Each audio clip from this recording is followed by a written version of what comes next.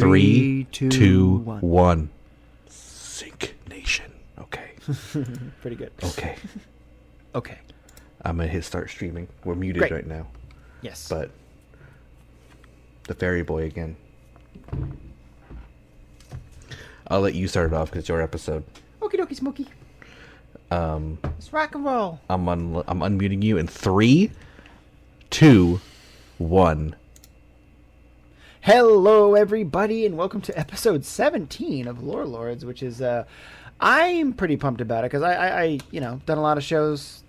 It's always fun to get to higher numbers, and this is a pretty high number. Pretty happy about it. Pretty pumped. 17 sets of weightlifting every week. Every time we do another episode of Lore Lords, I add another set, which is why I'm starting to look like a cloud. Anyway, so yeah, we're doing it again, folks. We're going all the way back to the land of Hyrule and beyond, actually, and talking about more Zelda lore stuff. Basically, I had something completely different planned for today, but I had a question posed to me on my stream on Tuesday by a certain fellow named MJ Durlac, and he was like, Pat, what's your, all-time favorite Zelda moment? And I basically blacked out into a giant wormhole of everything Zelda for, 5 seconds, and was just kind of like, oh, God, I can't do that. That's not any... Moldorm hole. Yeah, exactly. A Moldorm hole. And I decided to try to put together a top 10, but I couldn't quite do that either because I wanted to talk about a few things. So I put together just an extensive list of things that I think are... And I'm definitely going to miss a few things because I watched a video right before I jumped into Atlas's stream about similar things, and I actually missed one, and I'll talk about too. But these are just defining moments in the Zelda franchise, which is what I think draws a lot of people to the franchise, why people keep playing it, what makes it continuously so special, how they continue to evolve the characters even, and how they evolve the land of Hyrule itself. And I absolutely love it so much, and I'm so obsessed with it, obviously, because this is the third episode that we've done Zelda related, but at least this one had the longest gap. I feel like the first Zelda and the second Zelda were kind of close, but this one's it's been a bit. I wonder when do you think we'll ever run out, or will it be spaced out enough that you'll do episode 100, the return to Zelda number 4? Oh, I could just not do Zelda for 80-something episodes. I feel like that wouldn't... I feel like people would be confused and worried about me. They'd be like, did you have a talk today? Let's tell you have to stop or something? I'm like, no. No, if any, thankfully, Zelda's one of those subjects that I know you're like, oh, okay, great. Yeah, the truth is I pulled Pat aside and I said, listen, the viewers only like the creepy ones, so we can only do the creepy ones, so don't do a Zelda one. And then Pat literally smacked me. And I said... Who do you think? I said, remember who you are, you Zelda fuck. And then I started humming the Song of Time to him, and he started. And then I put on my Tingle costume while I was humming it and started dancing. And he had tears rolling down his face. He's like, "Thank you so much. I forgot." And I'm like, "Don't worry, Zelda always lives inside you." And he's like, "I know." And then we fucked. Yep, that's what happened. All right. So this episode is yes. It's our third Zelda episode, is what I'm gathering. Yeah. And I heard that. I heard that this is going to be about exciting moments. Mm-hmm. The encapsulating moments. The reasons why you keep coming back, baby. And, I didn't know how I wanted to start it, big or small. So I made a giant list, and I'm genuinely just pulling one out of the hat because I'm like, let's just do it this way. And but I wanted to talk about something that and this is a good one, I think, to start on because we actually already talked about this game quite in depth, and that would be Wind Waker.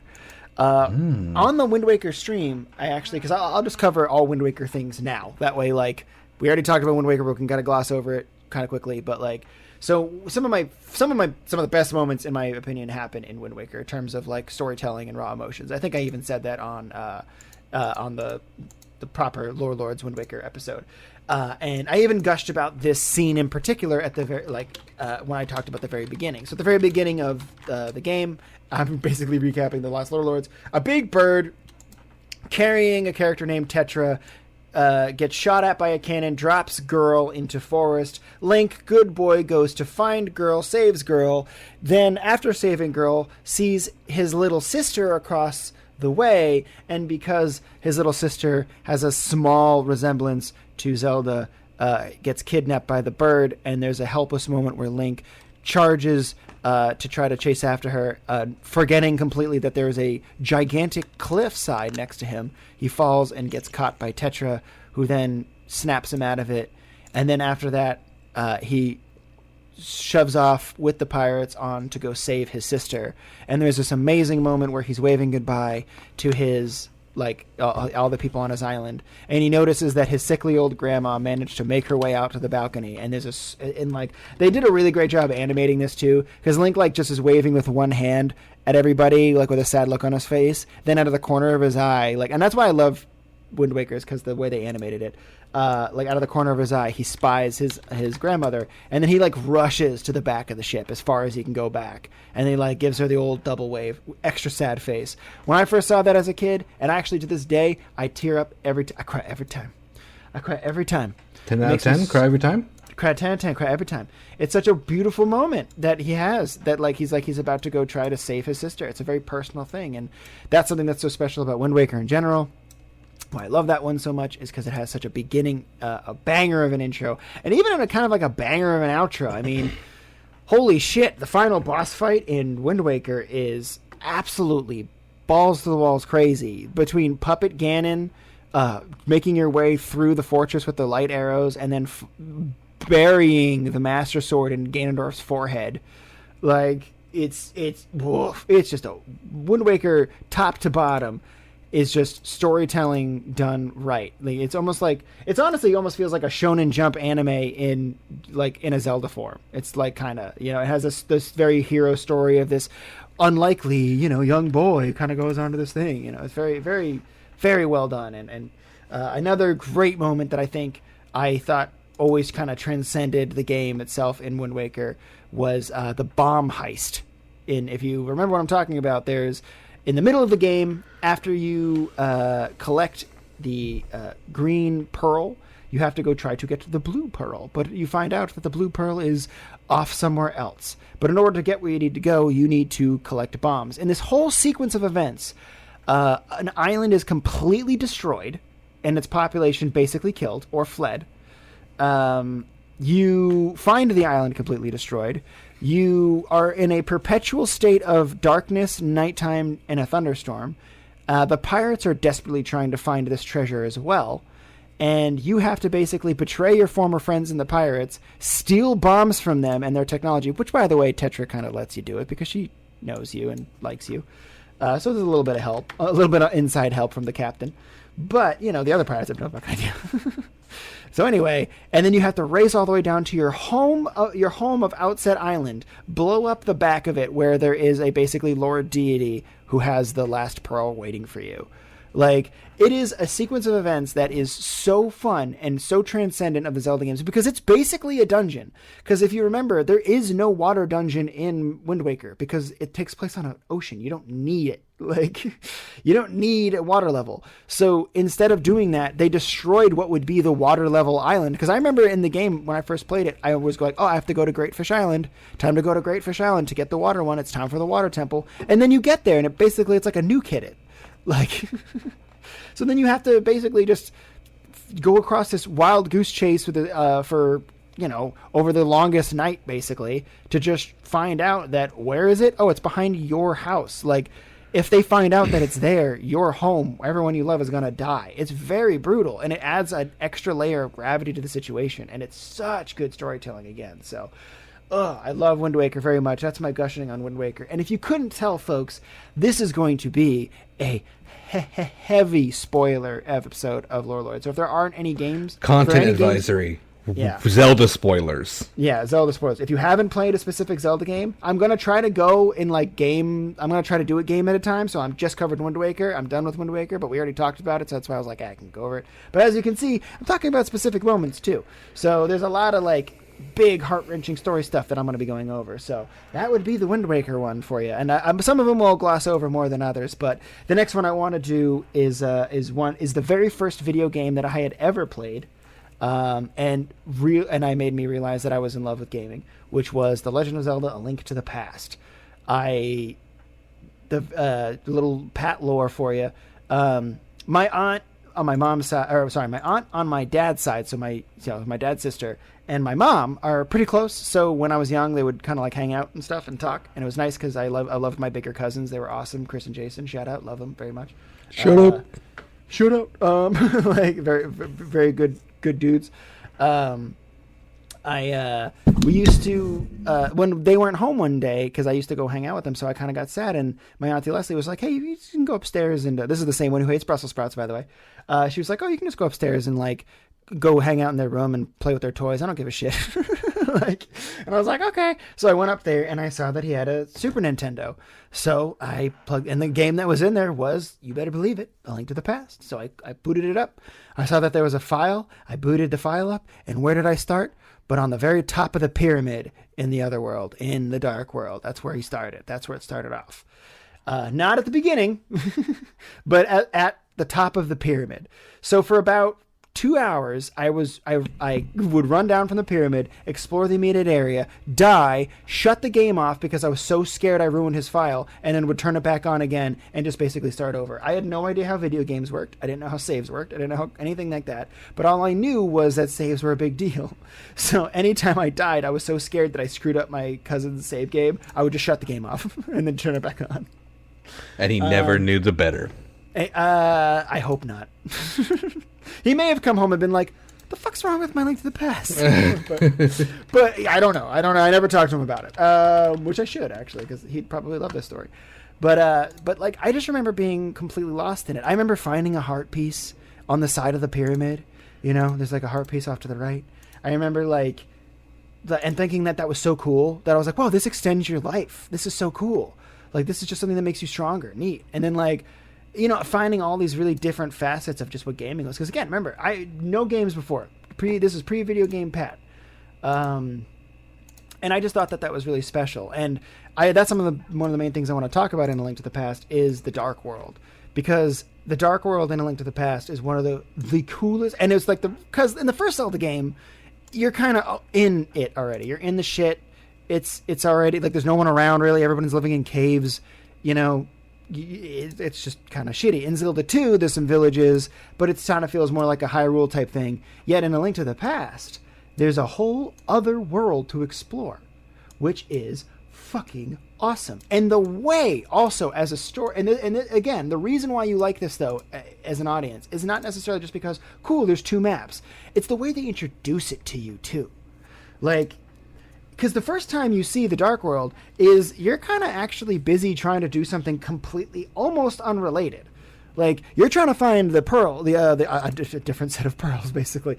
Like, and you have to get this mirror that shows a reflection, and when you use it, you go to this other world. But you can't explore much. You can only explore this tiny little plateau. But you get to like, but you know you're in a totally different area, so you're just looking around like, where the fuck am I?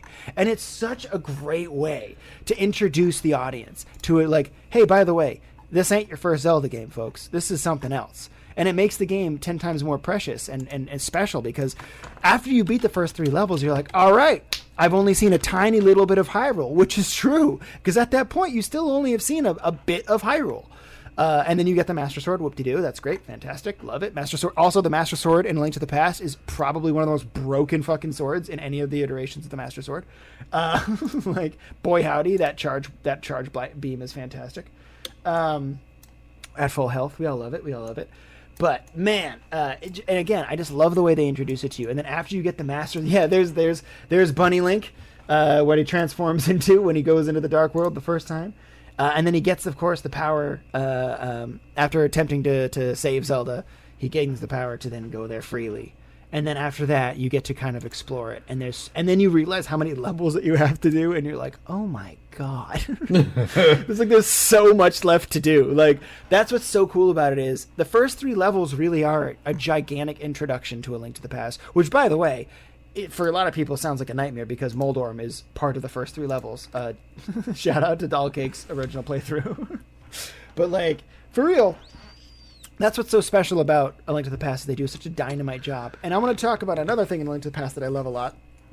that some people might not know about, because it's a tiny little Easter egg that might seem super insignificant to you, but to me makes like the game feel lived in, and it makes it feel real, and it makes it feel like a bustling, like lively world, like Hyrule. Because again, in the first Zelda game, Hyrule's dead. In the second Zelda game, it's cool, but there's only very fixed areas where you're going to find people. But in A Link to the Past, you might just come across a random person in the forest, or you might come across somebody under a bridge. There is, after you gain the ability to swim, you can go under one of the bridges. And if you do, you'll find a man who's lounging about by a campfire next to a tent, and he lives there. And he basically, like, just says, he gives you a bottle, by the way, like, which is super helpful in Zelda games. If you don't know, bottles are like great ways to store important items. So like, he gives you one, which is fantastic. So there's a reason to go there. It's not just a random Easter egg. But to me, it feels very like I kind of just had this weird, profound moment. I was like, yeah, I guess there would be somebody just kind of living around here. Why not? You know, it's like a bridge, I think, adjacent to the castle too. I forget exactly which bridge it is, but it's just this moment to me that builds this world so much more. And it's moments like that, and then the boy in the forest who plays the flute, which is a little bit more relevant to the story, but who like disappears. It's like the saddest thing in the whole game. Oh, it's heartbreaking. It's absolutely heartbreaking. Like you literally watch this kid just disappear into the other world. Like, but man, but again, it's those types of things that make it feel real and make the characters feel real too. That like, yeah, there would be this little naive kid who just likes playing, his flute, and unfortunately he went to the wrong place at the wrong time and played the wrong thing. You know what I mean? Like, that sucks, but that could very well happen in a story. Like, it almost feels like an episode. If A Link to the Past was a series, that would be an episode. You know what I mean? Like its whole plot. Well, and it kind of was, but it kind of was. Well. Anyway. But anyway, sorry. Took a sip of my tea real quick. But no, I just think that A Link to the Past is the first. I mean, it's regarded to a lot of people as still the greatest Zelda game of all time. There's still arguments between now the top three contenders of the greatest Zelda games are A Link to the Past, Ocarina of Time, and Breath of the Wild. Like, those are like the top three contenders for, like, generally speaking, the best games. Again, those are just. But like Link to the Past is a special thing for me because I played it on my Game Boy when Ocarina of Time was out. And because I wasn't allowed, my house only had one N64, which is, I think, pretty reasonable. And the Super Nintendo had like a Game Boy plug-in thing, and I would play Link to the Past on it for the Game Boy Color, because in the Game Boy Color had Link to the Past on it, and it was cool. Or Game Boy Advance, I don't remember.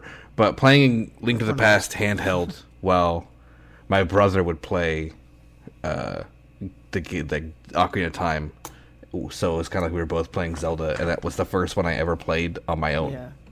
Oh, that's a huge deal. Yeah. I technically the first Zelda game I ever owned was one I guess we can pivot to next. but anyway, I'm gonna finish my rant about A Link to the Past real quick. But like, as I was saying, as it regarded as one of the greatest Zelda games of all time, one of the reasons it is for me, and it'll always probably sit in my at least top 5, is because of the world building, because of the characters they give you, because of like the little side missions that you can do. When you go to Kakariko Village and a character runs away from you, like, that's such a cool little detail. Because again, what's kind of nice is in this game too, it's kind of a interesting plot is you're the bad guy.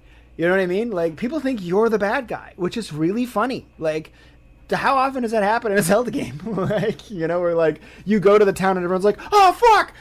Like, it's like, it doesn't happen, it's kind of funny to have a game where you're like, you gotta kind of prove to people, thankfully there's people who know you and they're like, no, Link, I know you're good, I know you're cool. Like, there's those guys too, but there's some who will run away and call the guards, and it's such a unique way to start a Zelda game. And again, it makes the world feel so believable, the characters feel so cherished, and then at the same time you have banger game. We're not even talking about gameplay, but like the gameplay itself, it's like, it felt like the old Zelda game but perfected. The way you swing the sword felt more powerful, and it felt better. Like the way you like the way you move around, the way you use your shield, the way the items that they introduced in that one, it feels so special. And so again, like A Link to the Past, these are some of those, again, the Dark World introduction and just the small, tiny little world building elements are what make A Link to the Past, I think, to me, so very special. And again, once you get to that Dark World, the game basically looks at you and says, you ain't seen nothing yet. And it's so cool. One of the first times, too, you can really say that happened. But anyway, now to pivot from A Link to the Past, is to the very first Zelda game I owned personally. So when I was living in Thailand, my mom bought me my very first console. It was the Game Boy Color. It was the purple one you could see through. Oh, my brother had that one. I had the blue one. Ooh, good one. That's a good one. I had a friend who had that one. Cyan? I was a little jealous. The cyan one? That's the color. I was a little jealous of my friend because he had that one, but now that my favorite color is purple, I'm like glad I had that one. But it's like favorite color in hindsight type thing. But so I had the purple game, the see-through Game Boy, and my mom bought me. My first few games were Pokemon Red, fantastic. Would love to hear that. Small Soldiers, if you remember the movie that came out, hard as fuck. By the way, that game so hard. And The Legend of Zelda: Link's Awakening. I have the theme song to Mabel Village stuck in my head, or Mayabelle, or however pronounced, I don't fucking know, since I was a kid. And I'll never, sometimes I just think about it.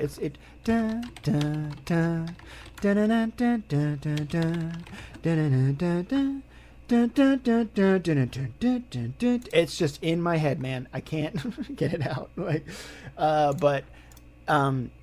And I wasn't good at Zelda games at that point. So honestly, I never beat it, to be honest. I know what happens because somebody spoiled it for me, but I never actually beat it as a kid. And I lost my cartridge in my Game Boy's long con, so I could never truly play it again. Unless I got the remake, of course, which I would absolutely love because it's adorable too. It's so goddamn cute. Yeah, it's also apparently it's just so basically a 1-to-1 Link Awakening. So it's just great. I haven't played it, but I've heard nothing but good things about it. Mm-hmm. Yeah, same here. So definitely something I'd be interested in doing in the future or even near future. Again, because I technically never beat it.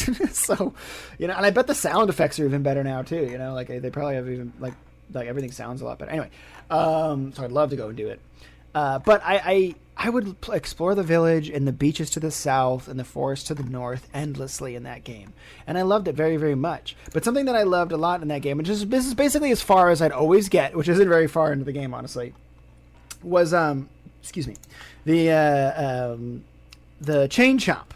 Do you remember the chain chomp? Yeah. That was outside? Yeah. So at one point it gets kidnapped. Mm-hmm. And you have to go and rescue it.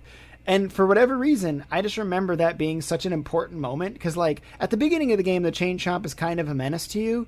If you walk by it, it bites your ass, and I don't know if it does actually heart damage, but it definitely knocks you around a bit. I think it does. I think it can kill you. I think you're right, and which is pretty kind of hilarious. And so you then have an assignment to go and then rescue this guy. It's why the fuck would I do that? But then you do, and he helps you. He helps you get into the next level. He eats he eats everything around you for you. He becomes your buddy. After that, you return him home. He doesn't attack you anymore. You know what I mean? And for whatever reason, I just loved that so much as a kid. Because, I think as a kid, it was super impactful to me that, something that you don't like, something that can hurt you, if you treat it correctly, if you show it love and nurturement and help it, it'll love you and show you something back. Also, it's from Mario. Yeah, it's literally a reused asset. Yeah, and this is something that I like about Link's Awakening too. Is there are a few games that are theorized like this, but this one is confirmed that Link's Awakening technically takes place in Link's head. It takes place all within a crazy, wild, dreamscape situation. The windfish is real. It's not it's. I don't know if it's right to say it takes place in his head as much as it takes place in a shared, dreamscape, a different reality, basically that he gets. That is, you're asleep in in normal reality, and you go into this other reality in your consciousness. That's fair to say. Which I think it kind of says it in the game, but not fully. I do think it kind of was a way to excuse the reused assets. Yes. Which is one of the reasons why I was so surprised that the game got remade, because I thought they would want to forever forget its existence due to the Goombas and the Kirby and the Yoshis and the chain chomps, like we just said. but they're in the remake too. Yeah, it's true. But well, I yeah, I mean, I think what you're right. You're totally right in saying that, like, the dreamscape thing, because the whole thing comes down to the windfish. Because again, like I was saying, like, the windfish is a very real thing. So what Link's adventure is very real in the sense that he is rescuing this genuine god deity, the windfish, from its imprisonment and capture. Yeah. So, like, in that regard, it's very real. And the people of this place might be real. Again, it's, if you think about, like, just multidimensional theory, it's basically that same thing where, like, it doesn't exist in the same planes as, like, Hyrule and Termina necessarily, but it's there somewhere. It exists somewhere. And, like, and there's also a reference to it in Breath of the Wild. There's literally an island that has Koholint, which is like the name of the island in Link's Awakening. Yeah. I don't know if I'm pronouncing it correctly, but something like that. There's literally like an island that's like Koholint Point, and it's like it's in the game Breath of the Wild. We're not talking about Breath of the Wild yet, but we'll get there. But like in the game, when you go to that island, you get quote unquote washed up on shore without your weapons and armor. Yep. So, like, it's just like Link's Awakening. The game that, and it's a shrine, basically, in Breath of the Wild. It just gets you a spirit orb. But it's one of my favorite shrines, by the way. Like, because it's basically like, here's a little mini version, here's a little Link's Awakening for you. Like, here's a little head tilt. And it's so, but if you connect that to the lore, that must mean that the people of Hyrule are aware of this place to some degree. You know what I mean? Like, oh, right, the mystical island that exists in our dreams. Well, let's name an island after this place as respect, you know, whatever, to the windfish. Yeah, I don't see why it couldn't be both. Or both, yeah. I mean, very well could be a real island where there's a real deity. Something happened. He got put in some dream prison, and then maybe like everyone in the dream is also asleep in real life. That would be fucking. And it's wild. all like a shared dream together with everybody. That'd be wild if there's like an actual Koholint island that's existed for like thousands of years, and just like there's just people who like Sleeping Beauty style remain dormant, sleeping. And then one day, oh, that'd be dope. Anyway, this is like all Link's Awakening fan theory now, which is great. I'm all for it. So there's something about Link's Awakening that I love, and that's one of the things I loved too, is that whole dream aspect about it, and the fact that they did use assets from Mario. Because like it goes to show you that you don't know what people of Hyrule dream about, because these Goombas and Chain Chomps don't exist in the rest of Hyrule, but yeah, you and know, Yoshis. And Yoshi, that's right. Yoshi, the Yoshi doll, I love that. Also, it's what's fun in that game. This is just a little Easter egg. You can steal things that's like, I don't think it's the only Zelda game you can steal stuff in, but like you can steal from the shopkeeper in Maple. I can't pronounce it right. Village. You basically go into the shop because he takes a second to turn around. If you run around him a few times, you can get him to be facing the opposite direction of the door, so you could be holding an item and walk out. However, if you go back into the store at any point in the game, he will recognize that you stole from him and will one-shot kill you. So, for whatever reason, the store owner can one-shot kill you. Well, I guess you could connect the reason to Link's subconsciousness. You know, Link wouldn't do that, so if you did that, that is... You're evil. It's outro for Link, you know. It's donezo for Link's story, because it's something it's kind of like desyncing in Assassin's Creed, you know. Like, yeah. Like, also, great game to watch speed runs of. Assassin's that game Creed is Link's Awakening, the original Link's Awakening, because that game, let's just say, a lot of the walls aren't very solid, and a lot of programming is not very tight. Yeah, I mean, they whipped it together pretty quick, to be honest. Yes, it's extremely fast made, which is hence the reused assets. Yeah, exactly. Yeah, that has a similar story to Majora's Mask too, which is, I'm not talking about it yet, but let's see. What's the next one I'm going to bring up? Oh, I got one that I'm going to bring up. I'm going to bring up the sequel to A Link to the Past, even though we kind of skipped over that, even though we could have probably done that after that, but which is A Link Between Worlds. Well, I fucking love A Link Between Worlds. Fantastic game, yeah. So good. And it uses the same Hyrule, or just about the same Hyrule, from A Link to the Past, which is really nice. So it's like, for those fan favorites of the old game, they can play it and feel like they're at home. And it looks pretty, too. God, a gorgeous game.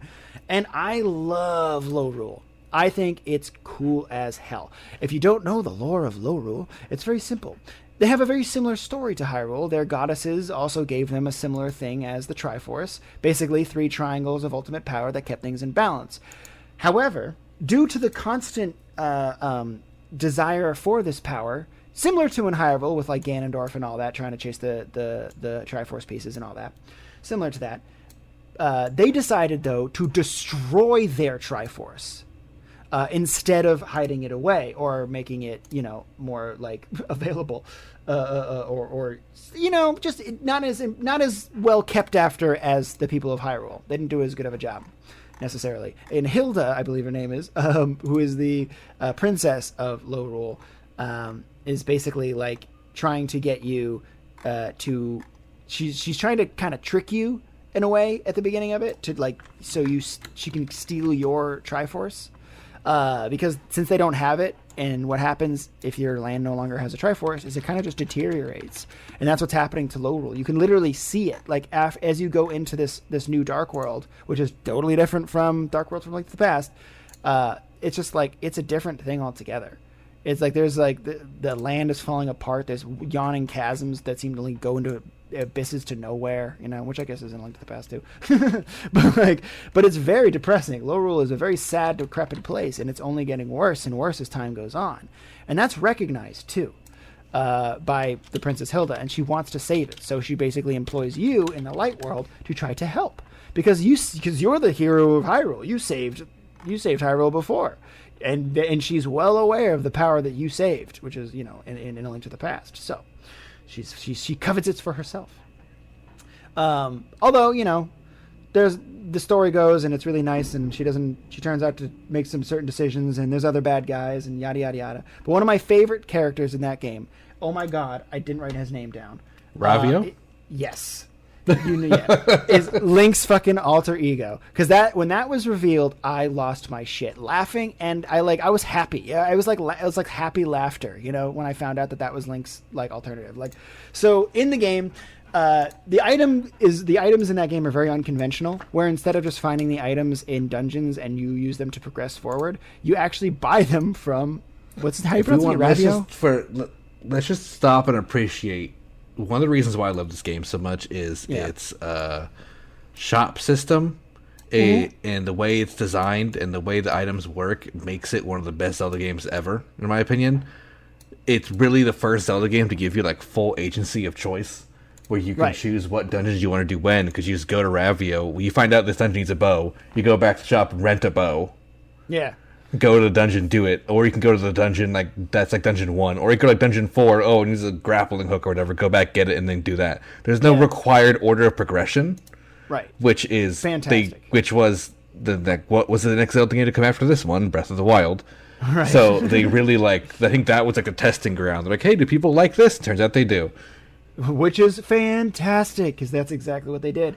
And I agree. I think that's one of the greatest things about Zelda games in general is we were actually talking about this a little bit before, is that you can kind of cheese other games in that way too. It's not as direct. So like in Majora's Mask, for example, you only need items to progress. So if you wanted to, you could get the bow from the swamp. What's it fucking called again? Southern Swamp. Woodfall. There it is. You could get it from Woodfall. And then just not beat Odolua and just go right to Snowhead Peak if you wanted to. So which is kind of nice. But the thing is, that game doesn't really set it up as well. Whereas in this game, again, like Atlas said, you just buy it. Yeah, this game is fully intended. It's the intended way to play the game and progress is by whatever direction you choose to go. Yeah, and that is there's no wrong way to do it, and that is great. They even show you. I remember when you go to the bow dungeon, there's like a bow icon. Yeah, it's like in the stones. Like, hey, you're gonna need a bow and arrow. It's like, thanks. One of my favorite things to do though is I would buy a fuckload of the items and go to a dungeon and just have it be like OP as hell, like with like you rod. definitely can do that. Yeah, and that's what I would always do. Is I'd always like scrounge for rupees between dungeons, make a shitload, make sure I could use all the items, and just run train on the dungeons with everything. Because you could use other items in dungeons too. That was also something like there'd be sometimes Easter eggs and secrets you could not access without using a specific item, that like you might not have on you. So, but it was very rare. But that game, so yeah, what's his name again? How do you pronounce this again? Ravio. Ravio turns out to be Link's counterpart, which is fantastic because he's kind of the opposite of Link, whereas Link is he's officially called the hero without courage. Yeah, like it's absolutely fantastic. He covers his face, he wears that bunny hood mask kind of, with the big old eyes because he doesn't want to show his face. He owns a shop. He's very sneaky. He actually kind of uses the shop to just move into your house. If you want to get some good Ravio lore, the Hyrule Warriors game for the Switch only, he is an included special Switch character. Really? The original game. That. And he is very hard to get. He's like the last character you can unlock, but his little special board has he has a lot of lines and conversations and stuff that talk more about his life and why he acts the way he does. I actually love that. Because I don't know that. So I need to get my hands on that game now. Yeah, it came out around the same time as that game did. So when they remade it on Switch, he was put in as like a special thing. That makes sense. There's also a lot of Link's Awakening stuff in that game because Marin is one of the playable characters. Right, yeah. Well, I think in general, too, that gave a lot of people... people loved him after the game came out. They were obsessed with this character because he's just so funny. And, again, he would just screw you out of money. He screwed you out of your own home. It's kind of funny. Even though he's a complete and total coward. And then... Yet at the end of the day, he was still monumental in saving the day. So, he still ended up kind of fulfilling his own destiny in his own right as well. So that was always very kind of neat, very special. Yeah, he's basically Dark Link. Yeah, exactly. But instead of the evil tough guy Dark Link, he is. Yeah, he's the sneaky backstabby Link. Yeah, exactly. Who still though has a. He's still a good guy. Yeah, no, he's fully a good guy. He's still a hero. Yeah, but he's just he does it through. He gets his victory through different means, Yeah. But that's important to note. And again, if it wasn't for him, our Light Link, wouldn't have been able to do his job basically. Yeah. And boy howdy, I loved the reveal when they pulled his hood off and you saw his he looks exactly like him with exactly the same, just has black hair. Yeah, it's so cool and it looks cool too. It definitely has a cool aesthetic. You can even see if you look at the art I put up on the stream of him. You can imagine the hood being pulled down, and when it does, that little mouth rim forms the same yellow rim that's on Link's hood. The ears fold together, and it looks exactly the same as just a purple version of Link's hat when he pulls it down. Yep, it's so good. But I loved that game so much. I'd actually like to revisit that one again. I think I played through it twice. Both times on vacation, I'd visit my parents. I'd usually always just run through that game. It was always a nice every time. I always think about that. When I go visit my parents, I'm like, "Ooh, I'm gonna play Link Between Worlds." Just because it's a good time to do it. But now I have a Switch, so that DS might not get touched for a lot longer. Yeah. Although I feel guilty. It's it's mine's been collecting dust. Yeah, mine's under mine's under my bedstand, and it has Link Between Worlds, Majora's Mask remake, and Pokemon Y that are hey, you want to come and play us again? I'm like, maybe. Mine has a vintage fat Pikachu sticker from 1999 that I have put on the top of it from a birthday gift from a friend, and it's just sitting there looking at me all the time. Little fat Pikachu. Yeah, I feel bad. Sometimes I see it when I look over and I'm like, there you are. Anyway, but again, it delivered one of the best I guess I won't call it 2D because it's not. It's 3D. But top down, I guess. I would call it 2.5D. Yeah. That's right. Literally what that type of game is called, if you haven't heard that term before. No, I haven't. Where it's like a tilted camera, but it goes between 3D and 2D moments. Fantastic. Love it. But yeah, that's what it is. And it's, man, also, again, just the dynamic of, I wouldn't even talk about the fact that you can paste yourself onto the wall, which is so cool. It seems kind of silly at first. I remember when I first played it, I was like, this is kind of a silly mechanic. But then when you actually use it in the game, you're like, this is fucking genius. Yeah. It's so good. But also goes into a really creepy topic I love, which is two-dimensional beings. But that's another episode for another day.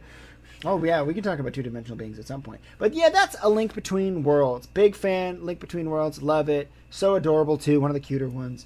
And let's move on to, let's see what other ones I got. Oh, here's a good one. The creation of Hyrule and Skyward Sword. Skyward Sword, I thought had another one of the really strong stories in it, because it's one of the games that goes against what we were talking about earlier that is typical of Zelda games, where it can give you a little bit more free agency. This game is linear as fuck. You play it the way it wants you to, at least in the direction of the story it wants you to, which is fine. But in my opinion, it makes it one of the weaker Zelda games in terms of gameplay, personally. But that's neither. But again, it's a very fun game though. Like it's still the story is great. The artwork is phenomenal. Like the link that Atlas just posted in the chat right now. That I love that artwork. I think it looks gorgeous. Yeah, he was the second armored Link, as I like to call them, with the chainmail. Right, that's right. But the Link design in this game is, I think it's probably my favorite of the standard adult Links. Yeah, I get that. He's a handsome young man. Green tunic, I should say. Yeah, of the green tunic look. Of the green I think Breath of the Wild is my favorite look. Actually, no. Hyrule Warriors 1 is my favorite Link look. Ooh, with the blue scarf. The scarf, yeah. Yeah, he's also got armor, which I appreciate. Yeah, seriously, right? I mean, I've always agreed. Like ever since Twilight Princess, when he had chainmail, I'm like, thank you, like thank you for finding. They'd always be like, all right, where's just a tunic? I'm like, so when he gets hit by a sword, he gets split in half. Anyway, like, but no, he's magic. I get it. Anyway, I'm talking about my own lore at this point. Yes, he's magic. He can resist hitting. That's what the point of the heart containers are. He's basically like got dragon skin. Anyway, but there's Hyrule Warriors Link. Have a little Hyrule Warriors Link. But he looks, I agree, he looks dope as shit. Those pauldrons are sick. And it makes sense for wartime too. But anyway, so Skyward Sword has the creation of basically the first real like scripted Hyrule stories, basically. So because after Skyward Sword, Skyloft basically descends and everybody transforms into the Hylians and they take over and create Hyrule. And then there's like crazy civil wars for a couple hundred or 1,000 years. And then Ocarina of Time happens. But before that, there is obviously the original creation of pure evil and demise. There's no Ganondorf yet. And there's really no Link either. This is kind of the first Link in Zelda. Like this is really the very first time we have a Link and a Zelda. And this is very important because it sets the characters up for the rest of the franchise. And they do a phenomenal job at that. Because what do we have in this Link? Well, this Link is very sleepy. Okay, that's every other Link. He's always, usually at the beginning, he's always asleep. He's well-to-do, a little clumsy, because he literally can't sleep in his bed properly. People don't really assume much, except he has a very strange connection, almost seemingly mystical connection with his Loftwing. So, like, besides that, people are like, oh, he's just a kid trying to be a soldier, protecting us. That's all. He's just going to grow up to be another soldier, just like everyone else. No, not at all. But that sets up the story of every other Link, basically, is just a kid born somewhere in, like, some unassuming place, and they have to have some sort of extraordinary ability. Maybe it's with a sword or with animals or something, but most of the time their connection is with the people around him. Everyone always seems to appreciate Link, which again is why in A Link to the Past, when people are running away from him, it's genuinely funny. Because again, at the beginning of almost every Zelda game, Link at the very least is at the most respected by almost everybody, except for Groot and like his bullies. But like, there's always that too. But for the most part, he's always a very helpful member of society. In Twilight Princess, that's no exception. Even in Ocarina of Time as a Kokiri, people love him except for Mido. Really, Mido's the only person who's a dick to Link. All the other Kokiri are like, "Hi Link, how you doing? Like, you doing good?" Yeah, like, Mido's like a dick. Mido's a huge dick. Apparently, he has a really tragic story after. I'm not quite sure. Like he goes because he goes a little crazy in the Lost Woods. But anyway, so just saying. But yeah, so Skyward Sword, and then also has the first Zelda. And this Zelda, again, sets off a really important thing for her going forward because, yes, her power is wisdom. And that is something that I think a lot of people, which means genuinely that she is an incredibly intelligent person and her plans genuinely generally work. Like, she's a very intelligent person. She's basically a master sorceress. Whereas I always compare Link to Geralt in a way of like Link can use small magic spells like, Igni or Axii or something like that in Breath of the Wild, like Din's Fire or Four Roars Wind. Zelda can do a lot of things. Like she can use her magic to like enhance things. Like she can take an arrow, make it light arrow. That's what she does in Twilight Princess. She can, she can use Din's fire in different ways, which is actually apparently canonized thanks to Smash Brothers. like because she can cast her giant fireball, you know what I mean? That kind of thing. Like she can use Nehru's love as other than defense. She can cast and use it as a weapon, like and basically send shards of like mystical diamonds at people. Like she's very powerful. Yet this Zelda is basically a 16-year-old girl. She's like just a young girl. Like she's just and which, by the way, we'll get into Breath of the Wild, and that's probably my favorite so far is those two. But like I love this dynamic because it almost is this very kind of cutesy romantic story between this young boy and young girl. At the very beginning of the game, they're both like, haha, we're gonna grow up and be super good influences on our communities. Haha, let's go volunteer, Link. Okay, let's go. And it's very sweet. But then, as it progresses, she gets thrown onto the mainland, which is at this point in the story horrifying. Like, there's no like settlements, there's no human settlements. The only like civil people are basically Gorons, and like they don't really do much. They don't have any real tribes yet. They're kind of just wanderers and marauders at this point. Like, the Zoras are kind of there a little. Like, like they don't do much. Everything else is trying to fucking kill you. Oh, then there's those weird bandit weasel guys and the magnet guys, which I love. Those little beep boop guys. Which technically they existed thousands of years before that, which is wild to think about. But yeah, so Skyward Sword has this wonderful introduction to these characters. It sets them up in such a great way because it allows you to accept the things about them that are going to stay there. Link will always rise up to the challenge. Zelda will always become wise enough to do what she has to do. That always happens throughout the franchise, but the characters themselves are very, very different. And in this chance, they're almost their most pure and innocent. Like, this Link and this Zelda are almost their most innocent. Besides Link being trained to be a soldier, like, there's really nothing else besides, like, well, we live on a giant island in the sky. It's pretty okay up here. We're all just gonna exist and probably get a little incestual one day because there's not a lot of people here. But no, I always imagine, like, if they made Skyloft in like a TV show, it'd be bigger and like there'd be more people. But like, you know, there's only so many things you can do in a game. But like, so many assets you can create. But again, like, but you know, these characters are very pure, and this Zelda is probably the purest in Skyward Sword. And then she gets thrown into this thing. Impa takes her on this wild journey. She goes through like teleporters and she gets dragged through the mud. This tiny, innocent little, very like, I'm cutesy and it's gonna flirt with Link. Basically, it's just kind of like becomes this just. It's very opposite to Breath of the Wild Zelda. It's similar. There's a lot of parallels, and I love these two. I'm going to compare them a lot, but there's a lot of parallels here, and I love it. Whereas like the Zelda in Skyward Sword is very innocent, who learned the hard way. The Zelda in Breath of the Wild is aware of her responsibilities, knows everything, and can't. And it's so good. But, oh God, it's so good. But, and that's kind of one of the things for me is very special about it. And again, we're talking about the three main characters here. There's no Ganondorf. Groot is early Ganondorf. That is confirmed. Groot is basically an early Gerudo. After everybody goes down and lands on that area, whoever Gerudo has sex with, Groot has sex with, Groose or whatever, they end up making babies, and then they end up becoming the Gerudo people of the desert. So there you go. There's the origin of them. Also, again, Skyloft people, still Hylians, still same blood, you know, same general idea, same origin, just different, slightly different looking. That's all. However, there is no like evil King Ganondorf that can obtain the Triforce of Power.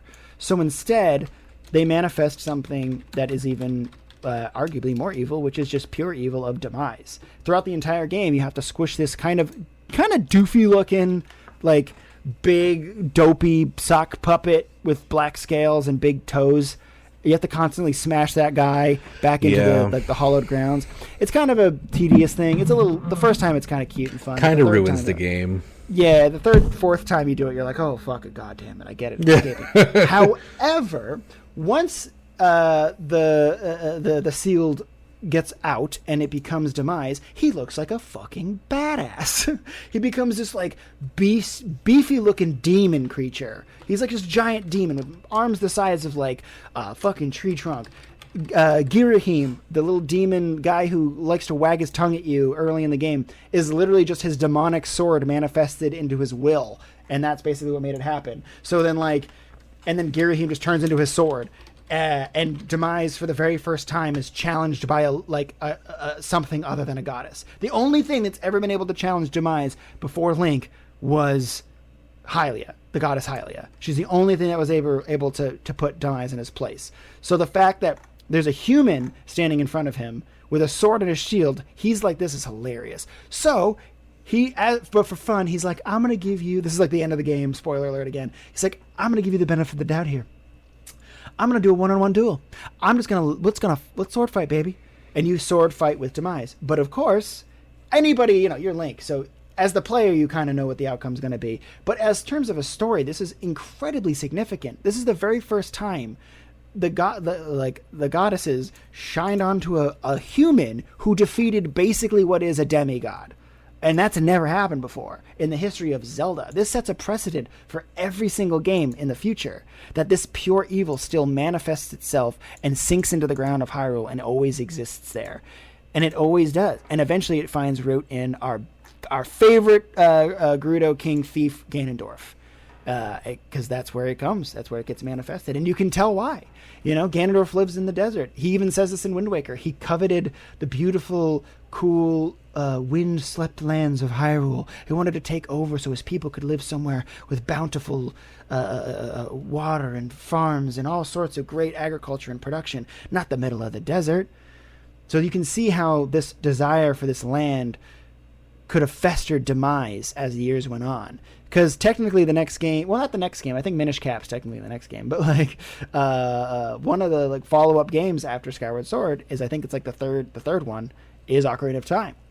And basically that's what you got, is you have this character who was defeated by this green-garbed hero, which is one reason why we continuously see green garbs throughout the entire franchise. It always pops up, which is one reason why it's surprising it's not super canon in Breath of the Wild. It's in fact, it's the green garb isn't even talked about. It's something that you have to get later. It's a little surprising, unless of course I haven't just found it yet. Maybe I have to find it. I haven't found it.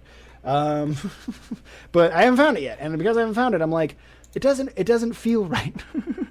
I do love Link's outfit though in Breath of the Wild, his blue champion's outfit, and the other stuff you wear. I love the cloak that he has. You can buy. I do love his outfits in Breath of the Wild. Don't get me wrong, he looks badass. But call me crazy, I just love the old green tunic. But that's neither here nor there. But it does set that precedent. It does kind of give this thing, and there's a reason why the Kokiri wore green. You know what I mean? There's a reason why they wore those those tunics. It's they hold the story. There's a reason why Link on Outset Island was given a green tunic to wear on his 12th birthday, your 13th birthday, whatever the fuck it was. It's because of this. It's because of this Link, this OG defeating this demigod of evil, Demise. It's because of that Link that it's set forward, and I think that's really significant. Again, as a player, you're going to beat it, but as in terms of the story, it really shows you that this land is cursed. Hyrule is a cursed land, and if you want to live here, you have to put up with this shit every few 100 to 1,000 years. And it's kind of it reminds me of the Final Fantasy episode that we did when it comes about the Umbral eras and the Astral eras. You know what I mean? Yeah, it is very similar. There's always something always happens. You could call it like they do a calamity. You see the connection there? Calamity Ganon. That kind of ruins the world. Mm-hmm. Also, I don't know if you've seen this, because now that you play Breath of the Wild, you've seen the story when Impa's telling what happened. Yeah. So you've seen the tapestry. Have you seen the debate about that tapestry? No. So the art that shows the hero battling Ganon, Calamity Ganon, has long red hair. Right. So people think it's Ganondorf, not Link. And then at the end of the world, the three of them finally had to team up to stop something, so the Triforce was together, and that Calamity Ganon is Demise. That would make a lot of sense. And you know what? I mean, not to spoil anything, but the beginning of Breath of the Wild 2...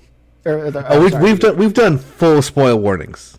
This is a spoiler warning. Go for it. Yeah, in the trailer for Breath of the Wild 2, you see Ganondorf's skeleton. Yes, with the red hair. Yeah, with the red hair. So that is a huge possibility that during the Calamity, he was there too, helping them, and then, fuck, what if it was revealed that he brought Link to the Shrine of Resurrection? I just found it. I'm putting it up on screen right now.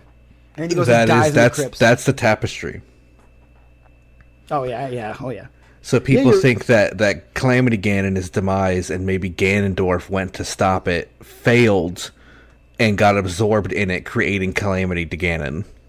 That would make sense, because Ganondorf does have that long history of being the problem. So yeah, but it could have been like after all these years, like Demise showed up, and Ganondorf was like, "Look, I can't be the bad. There's a bigger baddie than me," kind of situation. Like, right, yeah. So maybe, I don't know. We'll see. Could be. I would love to see something like that, or it kind of like manifests in Ganondorf. You know what I mean? Reminding him of the year's history, what he used to be. Because again, Because Ganondorf in Ocarina of Time, which we'll get to soon, was broken strong. Like, people don't, like, when you're, the way you beat him is, like, it's almost supposed to be bigger than it was. Like, that Ganondorf is supposed to be dummy thick strong, like, in Ocarina of Time. But, because that's the first time he's embraced the pure evil of Demise, and he goes, like, pure, like, Triforce of Power crazy. Yeah. But I guess that's a good segue to actually get into the Ocarina of Time. So, and there's definitely games I haven't mentioned tonight. There's some games that do have special moments, Seasons and Ages, Minish Cap. I really did. I was saving a joke the whole stream at the end to say you never mentioned Oracle or Ages or Seasons, but you just did and ruined my bit. I'm sorry, but you're right. I'm not bringing up Ages or Seasons again. I'm not as familiar with them just because I only played one of them and a long time ago once. So, like, I kind of would have to go back and revisit. But so Ocarina of Time is one of the most significant in the timeline, as we discussed. It is basically, it is because of the story of Ocarina of Time that we have other stories that take place, because of the timeline split, which we don't really need to talk about, though that is cool. No, we've done the whole episode on that. Go back and listen to it. Yeah, go back and listen to it. The timeline episode. Well, it'll be out. Actually, that one's edited, yeah. So anyway, but what's cool about Ocarina of Time is, again, it sets a lot of things up, which is wonderful. But there are moments in it that, like, are super exciting for people who are playing it. And one of my favorite moments, and it was brought up in a video that I almost forgot to write it down, was the Epona Theft. In the story, you meet Epona as a child, and you learn Epona's song, and you guys form a friendship when you're kids. Too young to ride yet. But, you still form a friendship anyway, because you form a friendship with animals at any time in life. And so you move on, continue your adventure, and once you pull the Master Sword out of the pedestal, you go to sleep for 7 years and wake up, and Lon Lon Ranch has been taken over by the scumbag stable hand Ingo. Due to the power of Ganondorf's influence, Ingo has capitalized and now sells horses. Basically, he's basically like what it is like he breeds and sells war horses is like kind of the canon is from what I understand. Is like right. Whereas Lon Lon Ranch before was a horse ranch, sure, but it also did like dairy cows and chickens, and it was a ranch. It makes you assume that you're not seeing it because obviously it's an N64 game. It's not big enough, but Ganon has a cavalry. Yep. Of kinds, and he's selling war horses for Ganon's army. Yeah, because he only wants strong ones. And Epona, the beautiful orange mare, is one of the fastest, strongest horses he's got. And he wants to save that one for Ganondorf. But when you show up as Link as an adult, he's a dirty capitalist. He wants to make money. He's like, yeah, you can ride the horses. You can play with the fucking horses in the pen. You just can't leave the pen. $20. Yeah, go play with them. When he notices you're decent at riding Epona, he's like, hey, let's have some fun, you little fucker. Let's go race. I'll race you for some money. And then you beat him. And he loses his goddamn mind because he's not ready. He just thinks you're an amateur. You just came out of fucking nowhere, jumped on a horse, and beat him in a race. And the horse has never let anyone ride it before, right? Yep. And that horse does not let anyone ride it except for Link. So again, he's getting super nervous because he's like, if Ganondorf hears about this, I'm fucked. So he freaks out and he goes, "All right, kid, double or nothing," basically, and says, if you win, you can keep the horse. And so you beat him again for a second time. And when you do, though, he locks you in and he says, all right, you can keep the horse, but you can't leave, assuming that he's waiting for Ganondorf or his lackeys to show up, find you there, and kill you. But that's stupid. And Ingo's stupid. Ingo's a dumb idiot who could never own or run a ranch because... No. throughout the entire ranch, there are fences that are just jumpable for horses, especially a strong, powerful mare like Epona. So you just take Epona, you jump over the side, and I love the victory music that plays. It's like this, and even Epona celebrates with you. She like rears back and she's like, "Yay!" And then you have the awesome companion Epona, who is a staple to the franchise throughout the rest of the game, and I think that's such a cool moment because it's like you're the hero. Remember, you're the hero. You save everything, big and small. You save the animals. You save the people. You're saving things, and it's nice. It's kind of like it's a really powerful moment in Ocarina of Time that I always think that I always think back to, and I it's very special to me. Also, another thing from Ocarina of Time, I love Gorons. I don't know if they're my favorite Zelda race. I don't know if I have a favorite, to be honest, but I fucking love Gorons. I think that they're goofy and silly, yet powerful and wise in their own way. And I think that they're great characters. And I think they're some of the best written. And in Ocarina of Time, we have some of the best Gorons with like Darunia. Brother. Like Darunia, and because they have a great dynamic going. They have a classic Zelda Goron patriarchy. Because remember, Gorons, they're kind of they're like non-binary. They really don't have any gender. I don't think there is a gender. Yeah. Yeah, they literally I think they're born from rocks, but it's probably like Gorons come on rocks and then Gorons pop out. It's probably some shit like that, I don't know. They're probably just grow like crystals. That was my thought always. Honestly, yeah, they just grow out of the earth and via pressure and magma and shit like that, and they just kind of get formed out of pressure. Birthing crystals, kind of That's they always gave me the if you want to call the Hylians the humans, even though they have elf ears, I would always consider the Zoras the elves because they're kind of the higher class, yes kind of people. Yeah, agreed. And then the Gorons are kind of like the orcs. I always thought they were more like dwarves, personally. That too. But the thing that got me with the orcs is the fact that they kind of don't have women. There's kind of this made construct brute race. Yeah, that's true. But what's nice about but you're right, they are kind of like a construct brute race. But what's nice about them is they have such one of the cornerstones of Goron culture is the feeling of brother. But but what it is, it's the feeling of camaraderie. It's the feeling of neighbor being a good neighbor. They always help each other out. They're neighbors like that. They always want to do things in Breath of the Wild. They're communists. See that. They're communists. They're big. They have what does their stone look like in Ocarina of Time? Let's be honest. It's a red ruby with a gold kind of sickly shaped thing on the bottom. It's okay. Let's talk about it. Anyway, but no, I love Gorons, and in Ocarina of Time, they're wonderful because this is one of the times that they show you that they can be fickle, and they are. They can be unmoving as boulders, and when they don't trust the humans anymore, they close it off. And when they close it off for good, they close it off for good, and they're not interested in talking to anybody but the royal family. Darunia's like, I don't want this motherfucker talking to this Ganondorf guy. That guy seems like an asshole. Why is he talking to Ganondorf? What a dick!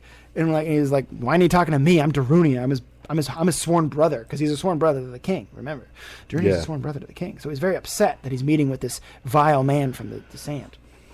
And so so he sends a child to mull things over. But what's nice is he doesn't believe in you at all. He sees this tiny little shrimpy kid who Darunia could genuinely pick up with one hand and probably crush, at least until he gets the bracelet. He and this little kid ends up proving to him that, hey, I can slay dragons. What do you want from me? He goes into Dongo's cavern and slays a dragon for him, and he's like, all right, you can go eat now.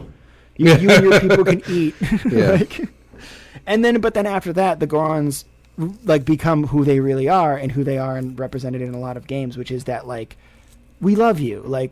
Come here, let's celebrate together. This is why I always saw them more as dwarves, is that they're the ones that go up, they get their magma rocks that they love to eat, and if they get drunk somehow, they do, for sure. You know what I mean?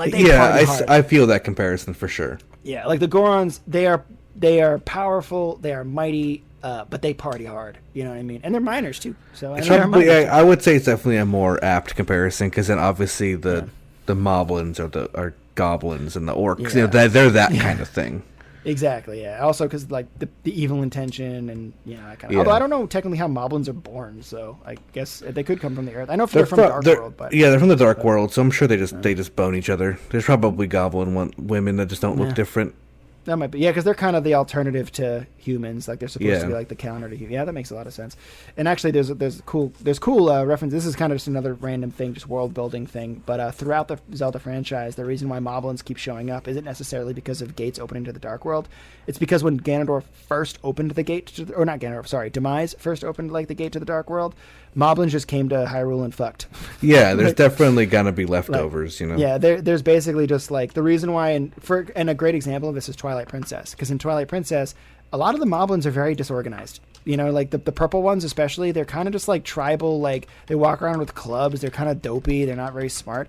Those are the ones that just existed in the forests and in the fields through thousands and thousands of years, that just like that are like somewhat sentient creatures that just bone and create more. Like they're from the old times. But like the green ones in Twilight Princess maybe are a little bit new. They might be a little bit more like fresh moblin from Ganondorf's side. But the purple ones are great examples of those ancient ones. The red ones are other good ones in Skyward Sword that you fight. Those are other ones. They're more organized, of course. They're a little bit smarter, but they're the same thing. They're just like they lived on there for thousands of years, so they just made a home there. They're the closest thing that you have technically to a sentient species. That's like an intelligent sentient species until Link shows up. Because like the other ones are what the weird little Kui guys. Hey, Kui, remember those guys? Yes. I love them though, and they're not going to do anything. They become Deku scrubs. I was gonna say they're the Deku. I think I saw a thing where they're the. I think it's in the book. They're the Deku. Yeah, they become people. Deku later. Yeah, and then there's also the what's up guys, like the Jersey guys on the mountain for some fucking reason. The those guys, they reminded me of like Jersey gangsters. I liked them; they were cool, but like it was a little from left field, and we don't see them again. But it might be a reason for that. I don't know, but or they evolved into something. Anyway. But so back to Ocarina of Time, of course. But no, again, and I will do a Lore Lords on Ocarina of Time eventually, probably after MJ and I have our playthroughs. But because and then it'll probably be in another like 10 episodes. I don't know. We'll think about it. But I'll get into more Ocarina of Time stuff and why it's super cool. I already kind of talked about it though with the timeline, to be completely honest. I was gonna say we pretty much covered that. I don't know. If you'd want to do that again, it'd be hard. It would be hard to talk about other things besides that, because that's the most significant part of Ocarina of Time. Really is to the lore. It's like the most important to the lore. But not that there aren't cool moments. Again, like the Gerudo Fortress, I think in Ocarina of Time is a good like honorable mention. A fortress full of powerful women. Basically like who hate men so much we'll just keep them as like work slaves. Dami Mommy City. Yeah, City of Dami Mommies. Shout out to the City of Dami Mommies. I love the Spirit Temple. I always say that. I think the Spirit Temple is one of my favorite levels in Ocarina of Time. Just shout outs to those things. But those things don't have like moments that really make you go like, wow, this is fucking cool.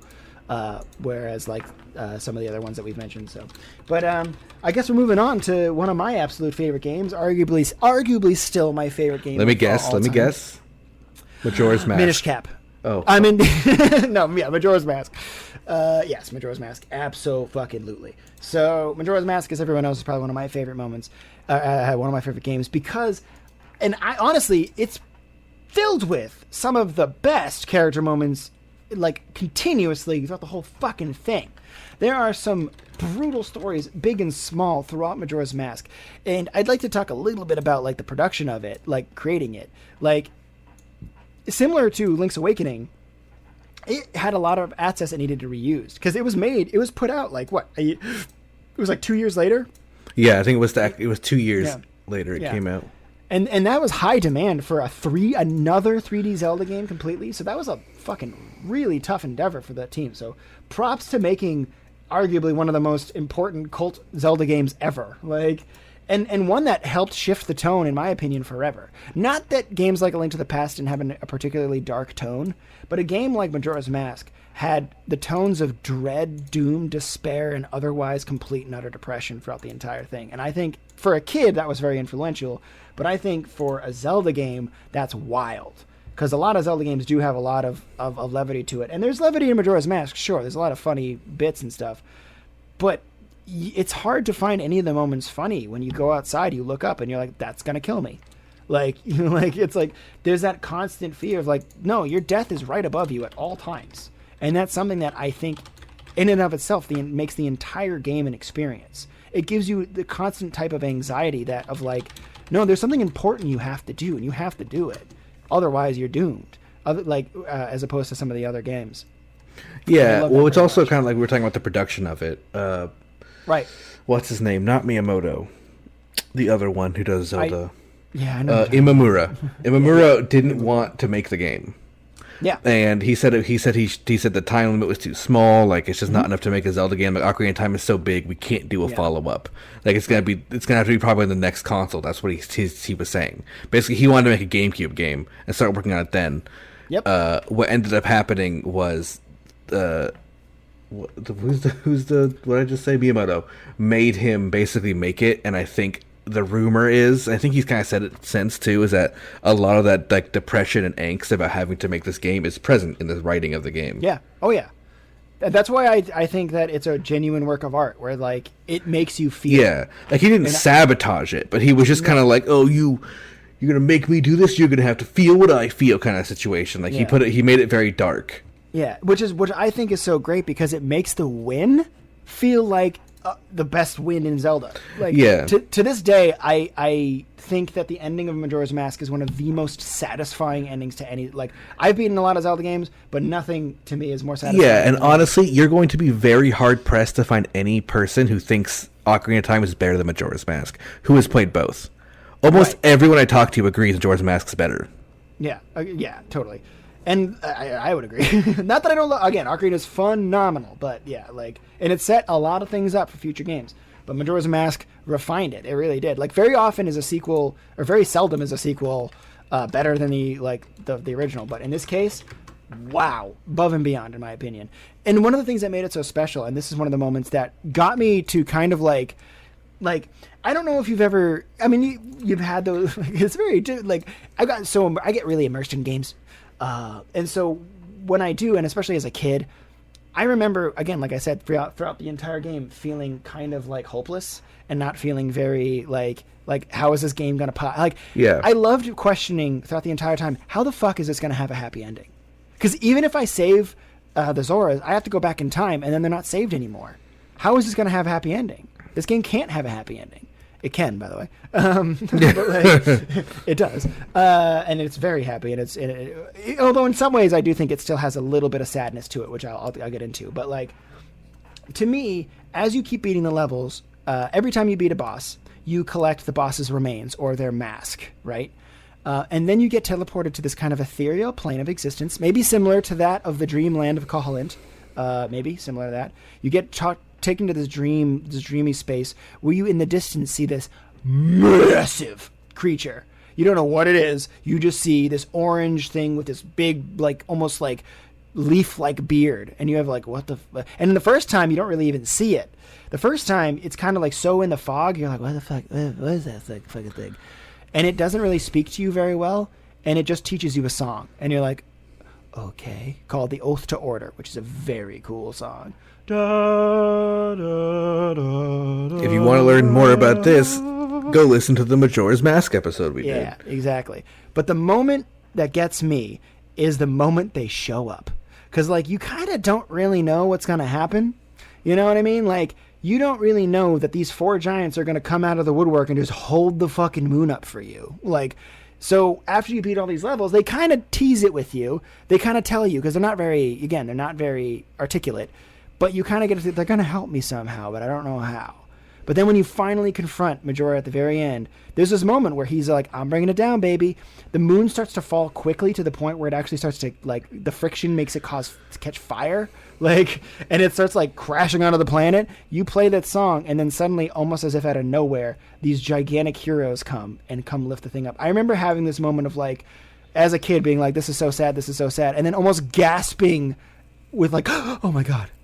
We're saved, like, you know, like and having like this slow tear roll down my eye of like, oh my God, we can do this, we can finally do this. And then even then, after that though, Majora was still like, God damn it, fuck you, and put more power into it, and even made them struggle. Like, he pushed them down so that even the great four giants were struggling against the weight and power of this moon, basically because Majora was using his power to like push it down. Dragon Ball Z style. And so you have to go up into the moon. And this again leads me from this point on to the rest of the game it's like some of my favorite moments. This is one of the reasons why this game is phenomenal. It's because it has one of the best endings. Because you get taken to another kind of weird ethereal plane, which has this random tree in the middle of it, and there's nothing else except for fields that go beyond forever. They just expand. And you're kind of just like, you see a bunch of children wearing the masks of the bosses that you defeated, and they're just running around, ha, play with me, yay. And you can play with them and give them masks and eventually get the Fierce Deity mask, whatever. Which that was basically what we talked about last time. But then there's one little kid sitting in the corner there wearing Majora's mask. And he keeps asking questions like, and all these kids actually keep asking questions like, your friends, are they really your friends?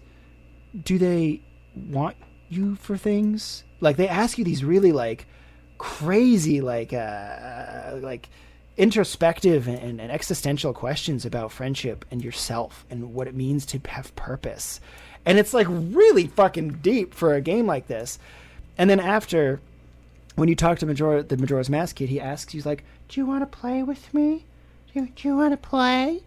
And you say yes. You basically go into the final boss fight, and where you get taken into Majora's consciousness, where he has complete control. Like, that's something I don't think people know about, like the final battle with Majora. You're not like at the top of Clock Tower anymore. You're not inside the moon. You're basically like inside Majora himself on his plane of consciousness in his world. Like, so everything around you, including like, you know, like the walls, the walls that you see, they're all tripping. They kind of have Majora's colors, the ground, the floor, the ceiling, they all look the same. He takes the spirits of the power of the former bosses that you fought and uses them to juice himself up and get stronger that way. Yet you as Link still beat him. It's very similar to that Demise thing. Again, it's like, this character is basically a demigod in Termina, and you beat him. Like, however, there is no heroics for you because there's no one witness to it. Because the moon gets tossed up by the giants, and you slowly walk away on Epona. And that's how it ends. And like everyone else goes on and lives their happy lives in Termina. The Clock Tower Fest is great. Everyone's getting drunk and married, and you know, it's a merry old time. It's wonderful, truly. I'd actually love to celebrate Clock Tower's festival with those people. It looks like a wonderful, fun festival. As long as there's no moon lingering ahead. But that was the main attraction. Yeah, right. Yeah, no, that kind of pushed people away from it. By the end of the third day, there was one old man laughing at it, basically going, "Fuck you! I'll fight you, Moon." Like, trust me, if you want to go this year, the fireworks are going to be killer. Yeah, exactly. But what's sad about it is I like the ending. After you destroy this, like, again, this other being of God consciousness is crazy. You just kind of slowly go back to Hyrule. Like, no one knows what you did. And it's something that's so kind of like, it makes it, even though the ending is ridiculously happy, where there's a bright and shining rainbow that fires overhead, you know what I mean? It's wonderful. Link kind of just sadly walks away and rides away. And then what's wonderful is, as you continue on, there's an after credits cutscene where Link is in the Lost Woods again on his way back to Hyrule. Not having found, by the way, he never found Navi, because the whole reason why he went to this journey in Majora's Mask in the first place was he went to go find Navi. Like a year after the events of Ocarina of Time, in the events of Ocarina of Time at the very end, Navi and Link split ways. A year later, he goes to find her, and that's Majora's Mask. Is like he's a year older. He's like 14 or something. Like, if you want to learn more about that, listen to the Majora's Mask episode. Exactly. And so, but at the very end, when you're walking through, you find a stump, and on the stump has a carving of the four giants, Link, and Skull Kid. Basically the kid who fucked everything up, stole Majora's Mask in the first place, and caused the whole problem. They're all considered friends again. He considers them friends because he saved him, because Link saved the Skull Kid. And it's just and that moment, the first time I saw it, brought me to tears. And it also plays Soraya's song a little bit, like which, by the way, is the only time you hear that song in Majora's Mask. Except for, with the obvious exception of the Lost Woods section where you would run around and finding that, because they always have that, which was one time I remember thinking as a production, why didn't you use a different song? But whatever. Because I remember thinking, like, because if they saved it for the end there, that would have been incredible. But, like, it's fine. There's that Lost Woods segment. I get it. It's the same. They want you to feel like it's the Lost Woods again. That was, like, the one part of Majora's Mask I remember thinking, like, you could have done without it, but whatever. You don't need Lost Woods. You don't need them.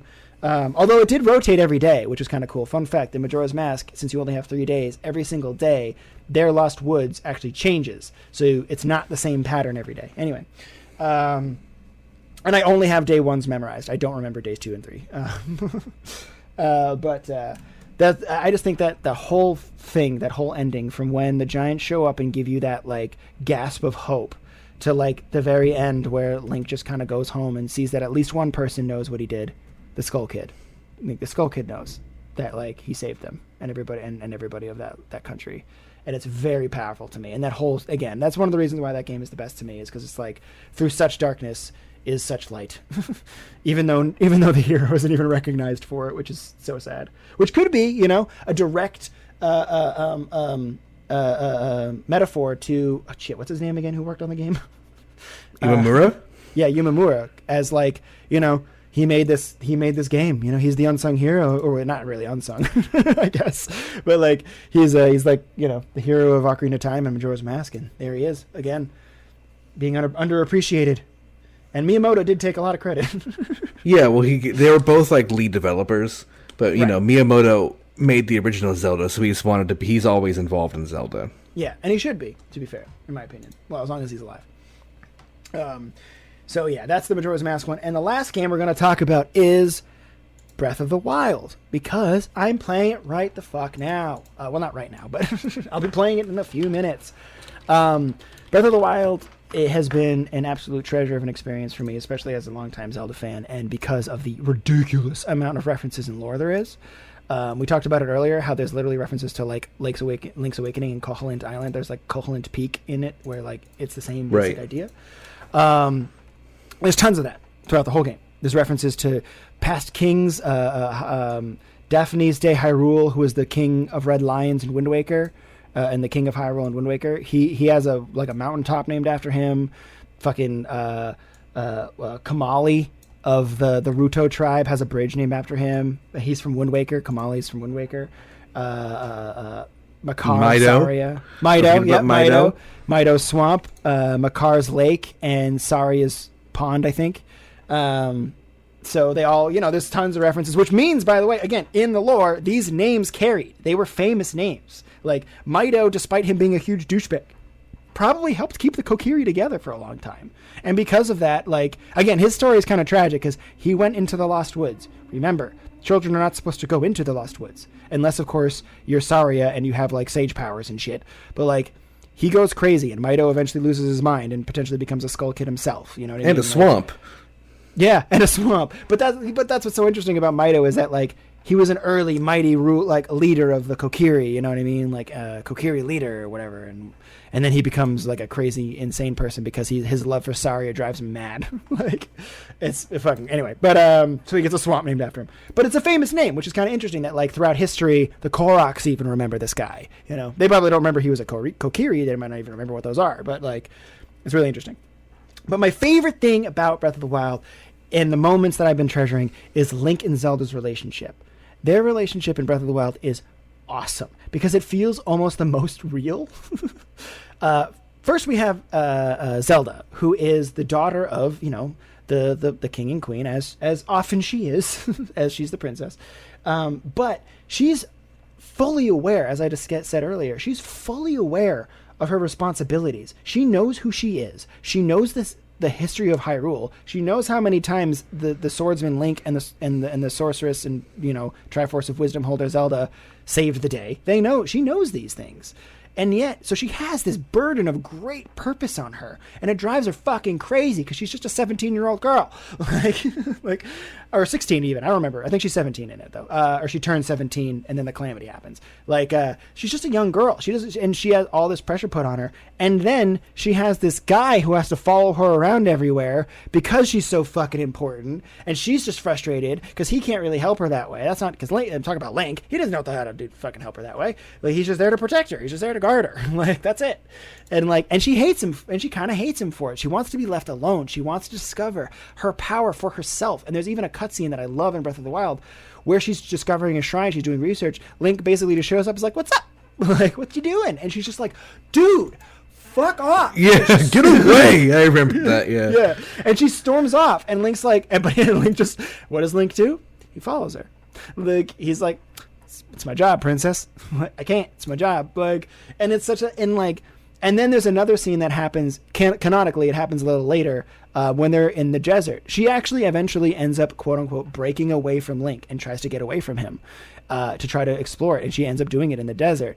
However, if you know Breath of the Wild, there's a certain clan that has their hideout close to the desert. So it's not really safe to go there alone. And that's the Yiga Clan. And the Yiga Clan guns for her.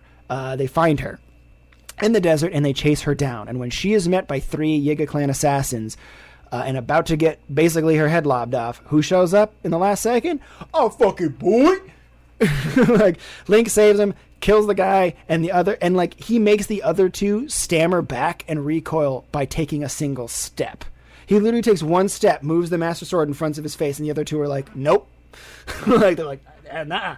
And that's when Zelda finally realizes who Link is and why he what his purpose is and who he's going to be. It's not just that, oh, it's his job to protect you.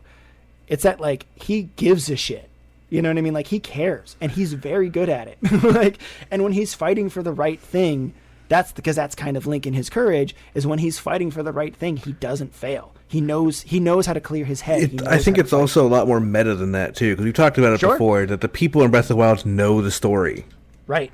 Of the 3. I think she's like, oh, this is him. This is him. This is actually him. This is the hero. Okay. Yeah. Yeah, she doesn't believe it at first. And Link's story in Breath of the Wild isn't necessarily all that fascinating himself. He's just the son of a knight. He's just a knight. It's actually the same in Hyrule Warriors. It's the same exact story. Oh, really? That's cool. That's why he has the armor in Hyrule Warriors. The first mission you play in Hyrule Warriors, you're dressed like a Hyrule soldier. Because you're just a soldier for the castle going to save the princess, and everyone realizes, oh shit, this guy's broken. This is him. This is the hero. Yeah, exactly. So it does get to that point where she even accepts who he is. You know what I mean? Because again, Link's and I love Link in Breath of the Wild too, because he's again similar to Skyward Sword. He's kind of just an unassuming dude. No one really believes in him early on. There's another cutscene where Link is being knighted basically by Zelda with the Master Sword, and everyone in the other Guardians are kind of talking shit. Rivali and all them, they're all like, "Who the fuck is this kid? Look how tiny he is. He's so young and shrimpy. Who the fuck's he gonna save?" They're all kind of ripping on the guy. Link's there, stoically accepting it. Trying to be there. And even Zelda's as she's knighting him, the look on her face is like, ugh, this kid's the champion hero? I don't know, man. No one believes it. And then, of course, he does that. And there's another cutscene that happens a little bit later when, after they've become more closer friends, Zelda and Link actually are friends now, that takes place on Death Mountain, where it just shows piles of dead Moblikins and even Lionels too. There's 2 dead Lionels, Boblikins and Moblikins and all sorts of the different kins. And he's just kind of sitting, he's got a fucked up arm. He got kind of hurt his arm a little bit, and Zelda's patching it up. And there's if you want the proof that he's the badass, here you go. If you want to know why he wins, this is why. Because he can take all these guys on. And so I think that's I think again, it does a fantastic job with exactly what you're saying is. It references the old Zelda games perfectly by way of no, this Zelda games takes place hundreds of thousands of years after Skyward Sword. So you can imply right away that they've learned a lot. They do a lot. I mean, that's the whole point of the Guardians. The Guardians are literally there because of everything that they learned. They're oh, we know Ganondorf and the Calamity and demise or whatever are going to come up again. Let's have a contingency plan. Let's make these towers for observation and the guardians to fight them. Little did they know that Calamity Ganon's like, hey, thanks for the weapons. Like, but it's fine. But no, and then another thing, and then another one of the reasons why they believed in Link was because Link, he deflected a guardian bullet with a pot lid or something, and that's how he became a knight or whatever. And they were like, holy shit. Like the guardians were like, this kid's amazing. But anyway, so that's just something I wanted to gush about. I haven't beaten Breath of the Wild yet, so I don't know how it's going to end. I don't know the other cutscenes. There's still, I think, 3 more cutscenes that I haven't, and memories I haven't seen yet in the game. So I have to still find those. Hopefully, maybe we can even find one of them tonight. That'd be super fun. Yeah, so that's basically some of my other big moments. Some other honorable mentions I would like to bring up. Oh my god, did I not talk about Twilight Princess? Holy shit, I didn't. Well, honorable mentions time, and Twilight Princess has plenty of those. I'll make that one quick. The Elden Bridge battle, one of the fucking coolest things in Twilight Princess. When the kids get stolen from the town of Ordon, and the big king, what is his name? King Bobblekin, I think is his name.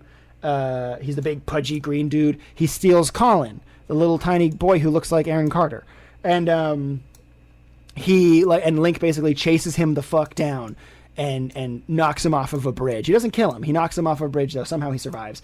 And there's this epic moment where Epona rears up, Link pulls his sword out again, and he's just kind of like, I win, bitch. And that's like the moment where you realize, like, there's the hero. That's the hero right there. Because that's the moment where, like, there's always a moment in every Zelda game where, like, Link goes from a really skilled swordsman to, oh, he's the guy. You know what I mean? That's something that's nice about Breath of the Wild is we already know he's the guy.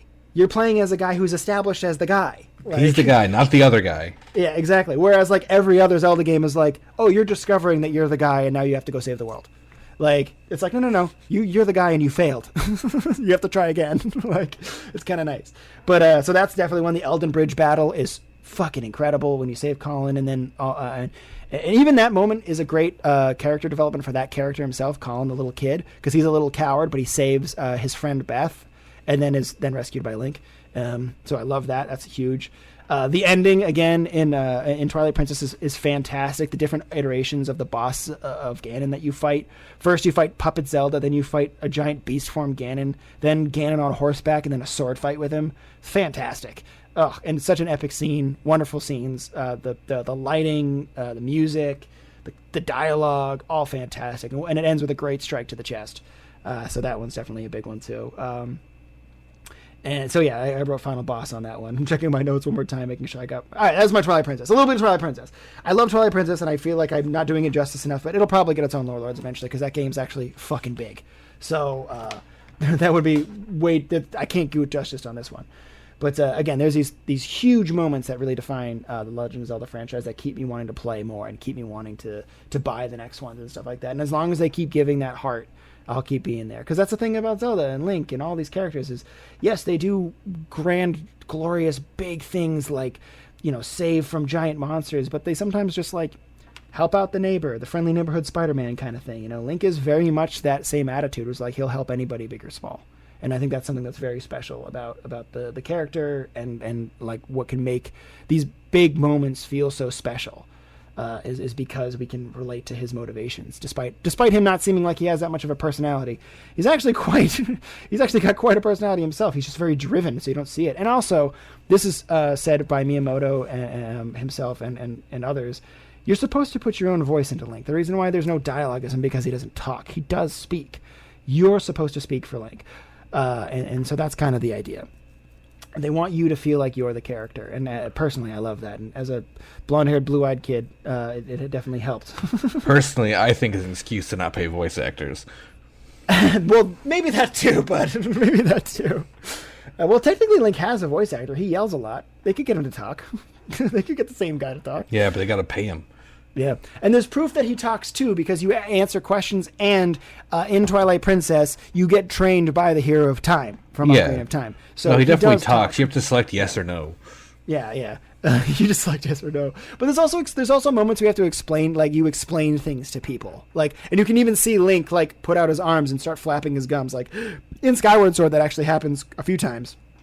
where you explain things to a character and you can see him talking. So like, and then it just fades to black and reopens after you talked. So like, again, like you're supposed to put your own voice in there. It's supposed to feel like you know. Actually, it was even said apparently that one of the reasons why he kind of looked sexually ambiguous early on, like you could kind of look like if you looked at like a Link to the Past Link and like original Link, he has very feminine features, like the long hair, the pretty face. You know what I mean? Like, there's a lot of people who wanted it to be kind of like that too, and there are people who are insistent on like there being female. The fact that Linkle is real. Yeah. And Linkle too. I was gonna beat me to it. Like I was gonna bring up Linkle. Like, but yeah, absolutely. So, you know, there's always been that too. So that was one of the points of always having him be, you know, kind of a little bit effeminate. Even some might say is because it's like, hey, you know, Link's he's not a big burly man boy. He's kind of a lanky lanky do-gooder. I guess is the best way to say it. But I love him to death. I love the Zelda franchise, and some of these moments are the reason why we come back. I hope you guys enjoyed this one. It's probably one of my shortest episodes, I think. I was trying to make it even shorter, but I forgot about Twilight Princess, so I needed to drop those. Very important. But yeah. Well, so, you know, this is the 4th Zelda one, and I know it's not the last. Oh, yeah, it's the 4th Zelda one. That's right. Also, one more honorable mention. Zelda being Sheik in Ocarina of Time. Loved that. Big moment. Huge moment. That's not a Link moment, though. Another... Doesn't have to be a Link. Honorable mention I'm going to go ahead and throw out is... Link. No, it does. It has to. No one cares about Zelda. I'm joking.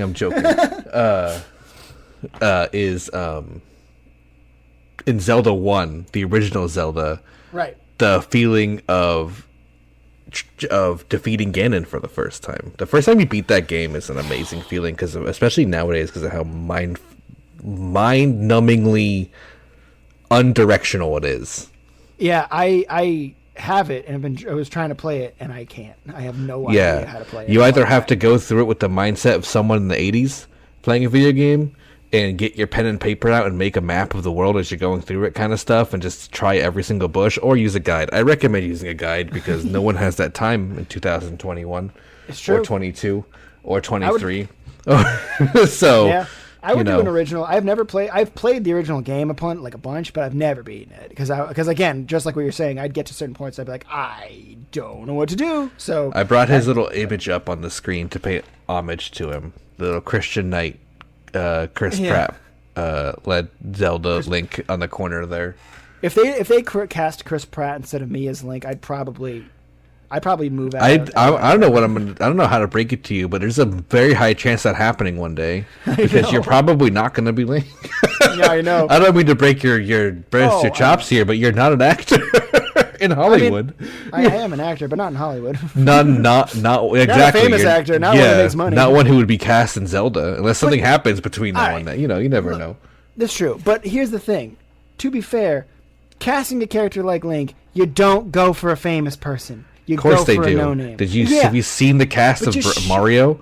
Oh God, it's a terrible idea. What a terrible fucking idea. I'm sorry. I mean, some of them are okay decisions. I get it, but with certain characters, it depends. You need star power for sure. Like the original Star Wars is a good example. The original Star with a title like Mario and Zelda, you definitely don't need star power. But the thing is, these companies don't care. They don't think that way. Yeah. So you're right. Yeah. Okay. Can we can ditch the sad reality for a second and go into like what would be cool about it. But like I mean, honestly, like they should do no names. I'm not saying for my sake, but just for the sake of like Zelda, Link, and Ganondorf should not be famous actors. The like other characters surround them could have some famous faces. I think would be nice to see, but like they should not be famous people. But I want to see Charlize Theron play Zelda. Oh no, that'd be awful. First of all, she's too old. Anyway. I just wanted to bring up the fact that looking at the screen right now with all these Zeldas, I don't know, or all these Zeldas, all these links from all these different Zelda titles, it's really like, maybe it's because I'm watching Doctor Who right now, but it almost seems like the same idea. Oh, definitely. I'd agree.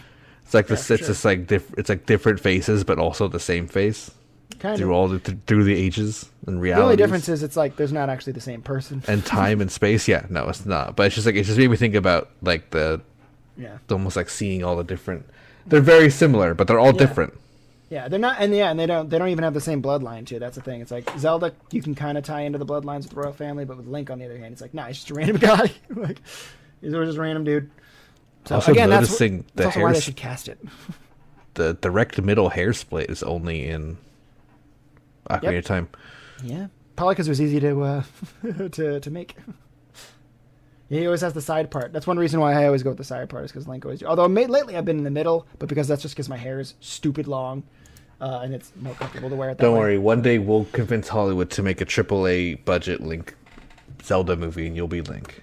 Dude, thank you. I wanted you to suspend your disbelief just for the sake of fun. We're gonna do it.